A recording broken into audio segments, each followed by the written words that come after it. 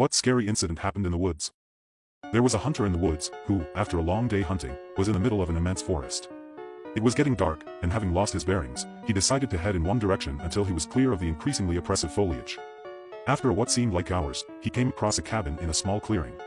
Realizing how dark it had grown, he decided to see if he could stay there for the night. He approached, and found the door ajar. Nobody was inside.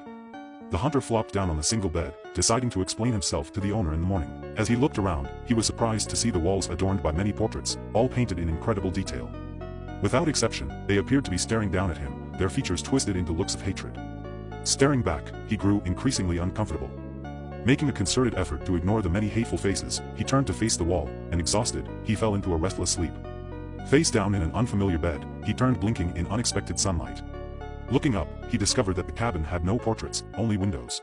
You wouldn't believe what happened to my friend.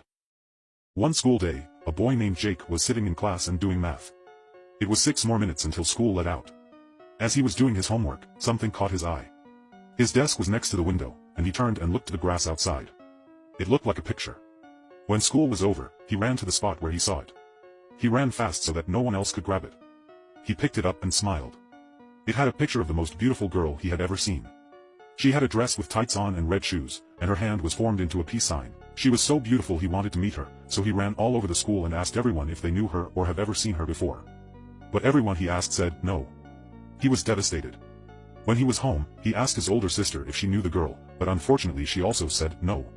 It was very late, so Tom walked up the stairs, placed the picture on his bedside table and went to sleep. In the middle of the night Jake was awakened by a tap on his window. It was like a nail tapping. He got scared. After the tapping he heard a giggle. He saw a shadow near his window, so he got out of his bed, walked toward his window, opened it up and followed the giggling. By the time he reached it, it was gone. The next day again he asked his neighbors if they knew her. Everybody said, sorry, no. When his mother came home he even asked her if she knew her. She said, no. He went to his room, placed the picture on his desk and fell asleep. Once again he was awakened by a tapping.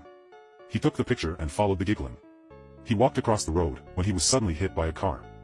He died instantly, picture in hand. The driver got out of the car and tried to help him, but it was too late. He saw the picture and picked it up. He saw a cute girl holding up 3 fingers.